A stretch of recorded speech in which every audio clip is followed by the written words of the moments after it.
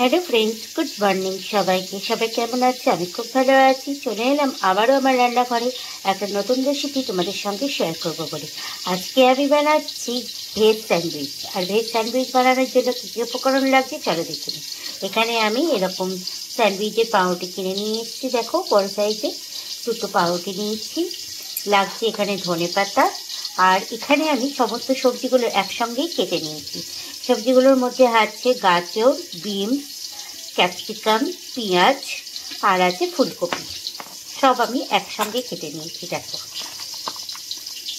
একসঙ্গে কেটে নিয়েছি। আর লাগছে হচ্ছে মেয়োনিজ আর শেজওয়ান সস।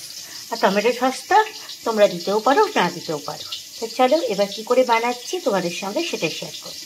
তো প্রথমে কড়াইয়ে তেল দিয়ে দিয়েছি, আর তেলটা দেখো গরম হয়ে গেছে। এবার কেটে রাখা যে সবজিগুলো আছে সবজিগুলো আমি তেলের মধ্যে দিয়ে হালকাভাবে ভেজে নেব, হালকা ব্রাউন কালার হবে।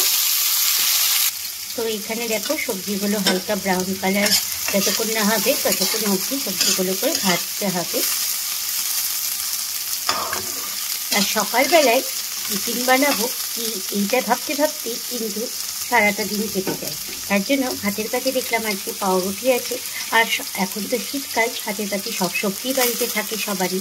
তোমরা এইভাবেই স্যান্ডউইচ বানিয়ে খাও, দেখবে বাচ্চারাও খুব খুশি করে খাবে আর কোনো অসুবিধাও হবে না। এরকম করে বাচ্চাদেরকে বানিয়ে দাও, এটা এমনি হেলদিও খাবার আর বাচ্চারা খুব মজা করেও খেয়ে নেয়। সবজিগুলো দেখো আবার হালকা ব্রাউন কালার চলে এসছে। এবার হালকা করে আমি এর মধ্যে লবণ দিয়ে দেব স্বাদ মতো, আর দেব সামান্য একটু হলুদ।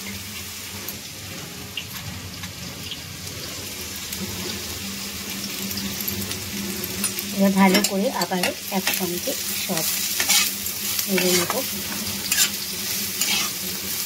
এবার যে কেটে রাখা ধনেপাতাটা আছে ধনেপাতাটা এর মধ্যে দিয়ে দেবো।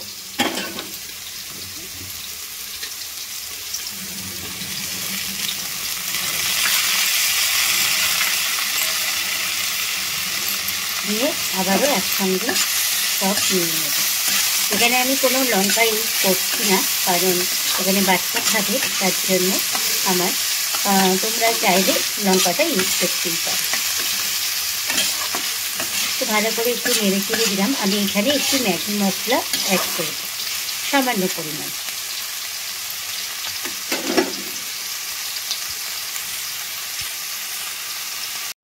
তো আমি এখানে সামান্য ম্যাগি মশলা অ্যাড করলাম। ম্যাগি মশলাটা দিলে পরে খেতে টেস্টটা খুব ভালো হয়।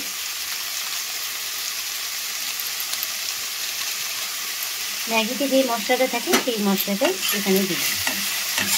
এবার সব আমি ভালো করে নেড়ে চেড়ে নেব। এবার সামান্য একটু জল দেবো যাতে সবজিগুলো ভালো মতো সিদ্ধ হয়ে যায়। তো এখানে জল দিয়ে এবার ঢাকা দিয়ে 20-25 মিনিট রেখে দেবো যাতে সবজিগুলো ভালো মতো সিদ্ধ হয়ে যায়। তো স্যান্ডউইচের জন্য দেখো আমার সবজিটা ভাজা হয়ে গেছে। এবার আমি সবজিটা একটা পাত্রের মধ্যে ঢেলে নেব।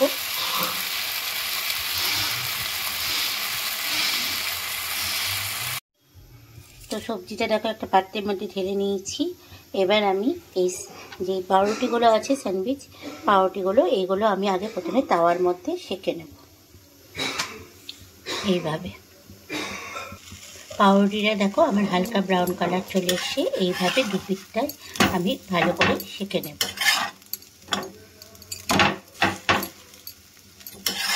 এবার পরের যে পাউরুটিটা আছে সেটাও আমি সেঁকে নেব। পাউরুটিটা আগে থেকে একটুখানি সেঁকে নিলে পারে পরে সবজি দিয়ে যখন বাটার দিয়ে সেঁকবো তখন কিন্তু পাউরুটিটা ভালো সেঁকা হবে। তার জন্য আমি আগে থেকে পাউরুটিটাকে একটুখানি হালকাভাবে সেঁকে নিই তাওয়াতে।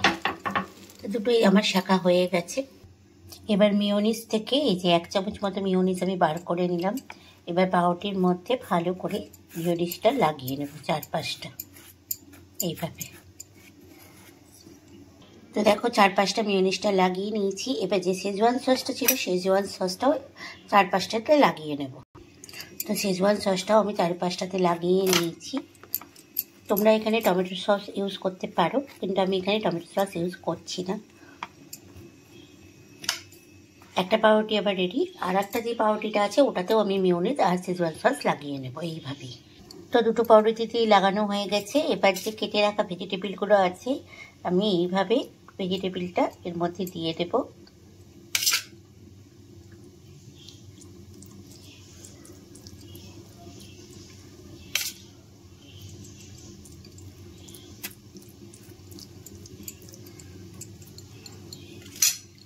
ভেজিটেবিলটা দিয়ে দিলাম, একটু বেশি বেশি করেই দেব ভেজিটেবিলটা।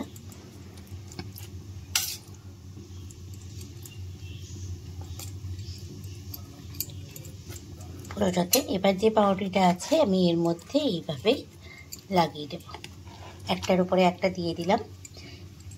এবার আমি বাটার দিয়ে তাওয়াতে এটা সেঁকে নেব। তো তাওয়াতে আমি বাটার দিয়ে দিয়েছি, এবার পাউরুটিটা এর মধ্যে দিয়ে দেব। এইভাবে ভালো করে আমি সেঁকে নেব।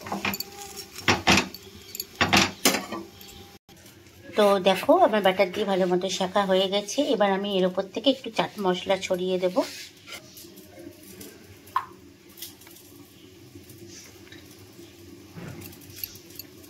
এবার চাকুর সাহায্যে আমি তিকোণ করে কেটে নেব।